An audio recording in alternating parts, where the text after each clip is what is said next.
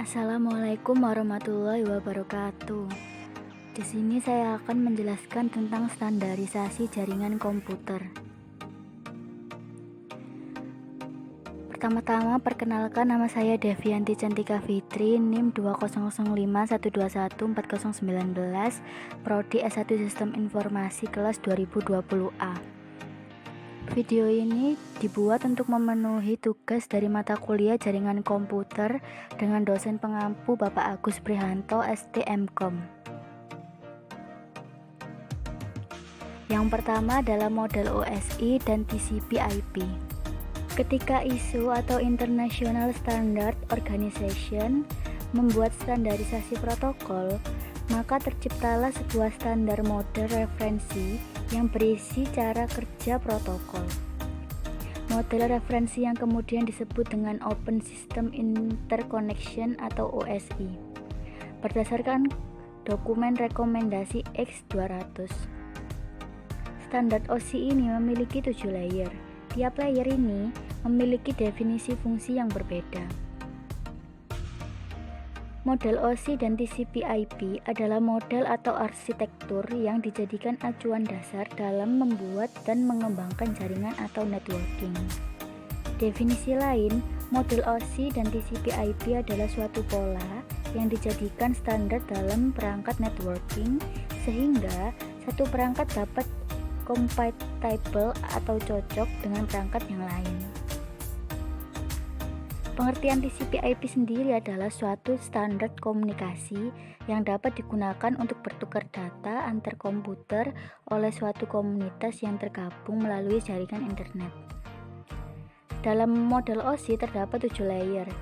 Di antaranya adalah physical, data link, network, transport, session, presentation, dan application layer. Pada model TCP/IP versi lama memiliki 4 layer, diantaranya adalah link, internet, transport, dan application layer. Sedangkan pada model TCP/IP versi baru dibagi menjadi 5 layer, yaitu physical, data link, network, transport, dan application layer. Selanjutnya penjelasan layer-layer pada TCP/IP. Yang pertama yaitu lapisan application atau application layer. Lapisan ini lapisan yang paling dasar dari sebuah protokol TCP/IP dan memiliki kontak langsung dengan pengguna. Pada tahap 1 ini, aplikasi yang Anda jalankan mempengaruhi jenis protokol lanjutan yang akan digunakan. Yang kedua adalah lapisan transport atau transport layer. Lapisan transport ini berfungsi untuk menjembatani transportasi pemindahan data antar komputer. Lapisan yang satu ini berada setingkat di atas lapisan application. Pada layer ini ada 2 jenis protokol yang sering digunakan, yaitu UDP ataupun TCP. Yang ketiga adalah lapisan network atau network layer. Protokol pada lapisan transport akan dikonversi menjadi sebuah IP address yang berguna untuk memasangkan antar komputer pada jaringan. Pada layer network terjadi pemecahan data agar bisa sesuai dengan besar media yang akan dilalui. Yang keempat adalah lapisan network interface atau network interface layer.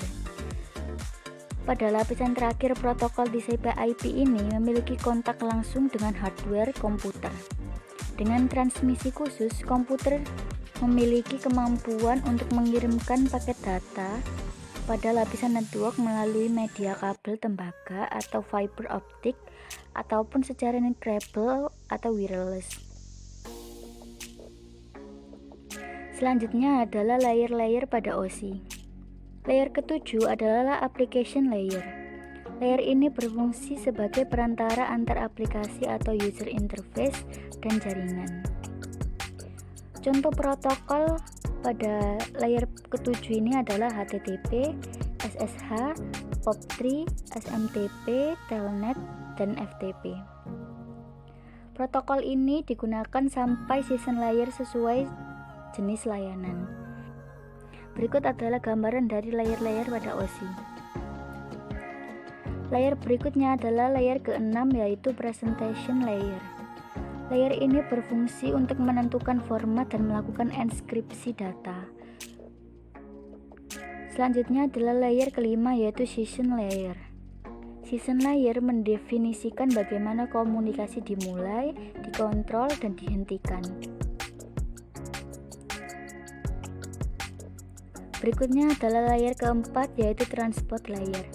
Layer ini bertugas untuk menyediakan koneksi reliable atau TCP atau Transmission Control Protocol dan unreliable atau UDP atau User Datagram Protocol. Maksud reliable dan unreliable bukanlah terpercaya dan tidak terpercaya seperti kata Google Translate. Reliable di sini maksudnya adalah koneksi membutuhkan acknowledgement, sedangkan unreliable tidak memerlukan acknowledgement. Contoh koneksi reliable adalah upload dan download file, sedangkan contoh koneksi unreliable adalah DNS dan streaming. Protokol pada layer ini adalah TCP dan UDP, sedangkan data unitnya adalah segmen. Layer selanjutnya adalah layer ketiga, yaitu network layer. Tugas layer ini adalah untuk melakukan pengalamatan dan melakukan routing. Ada banyak routing protokol seperti RIP, OSPF, EIGRP, dan lain-lain yang masing-masing punya cara tersendiri dalam melakukan jalur mana yang akan dilewati. Contoh perangkat di layer ketiga ini adalah router. Protokol pada layer ini adalah IP, sedangkan data unitnya adalah paket. Selanjutnya adalah layer kedua, yaitu data link layer. Data link bertugas untuk menentukan aturan ketika perangkat mengirim data melalui media. Aturan tersebut biasanya berupa enkapsulasi. Perangkat pada layer ini adalah perangkat yang menghubungkan perangkat dengan media transmisi. Contohnya switch, bridge, dan NIC. Protokol pada layer ini adalah HDLC, PPP, frame relay. Sedangkan data unitnya adalah frame. Selanjutnya adalah layer terakhir, yaitu layer pertama, yaitu physical layer.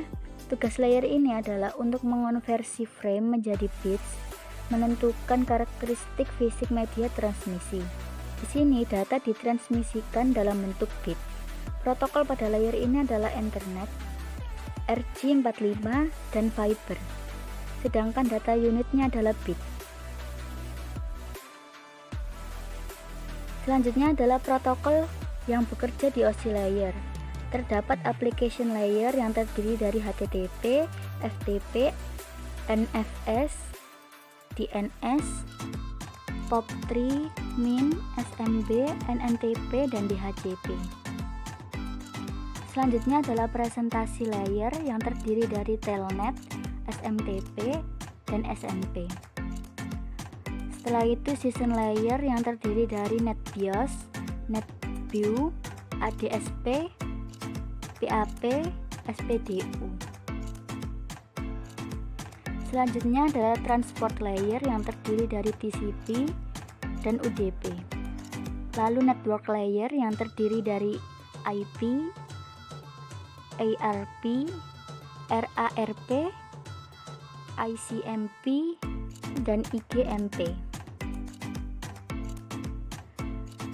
Kemudian data link layer yang terdiri dari PPP, SLIP,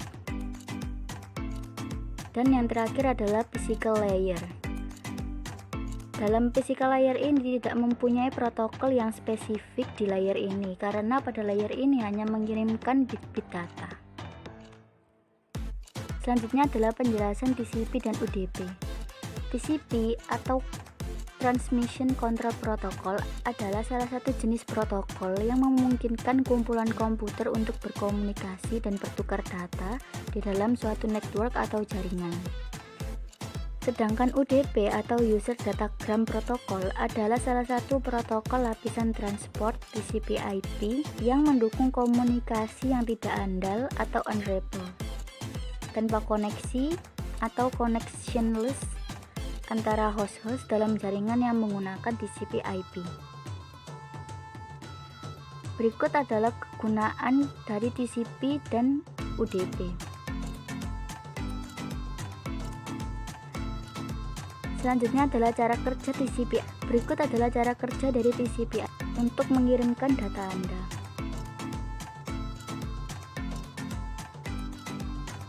Dan selanjutnya adalah cara kerja dari UDP. Berikut adalah gambarannya. Selanjutnya adalah tentang network protokol. Network protokol terdiri dari yang pertama adalah Serial Line Internet Protocol atau SLIP. Yang kedua adalah Simple Mail Transfer Protocol atau SMTP. Selanjutnya adalah Hypertext Transfer Protocol atau HTTP. Lalu Telecommunication Network atau Telnet.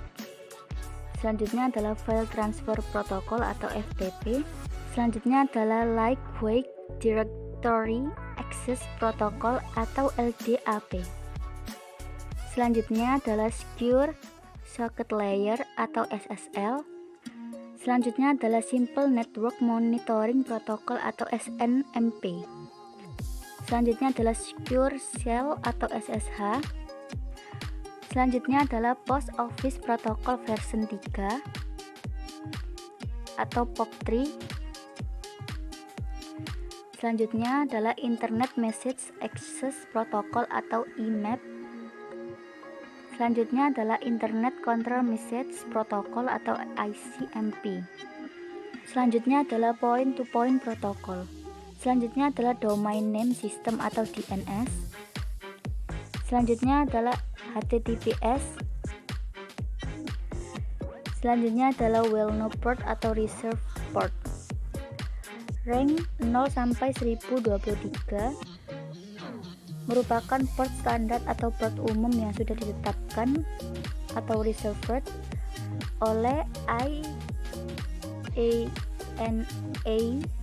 atau Internet Assigned Number Alternative, dan hanya dapat diakses oleh sistem account atau root account.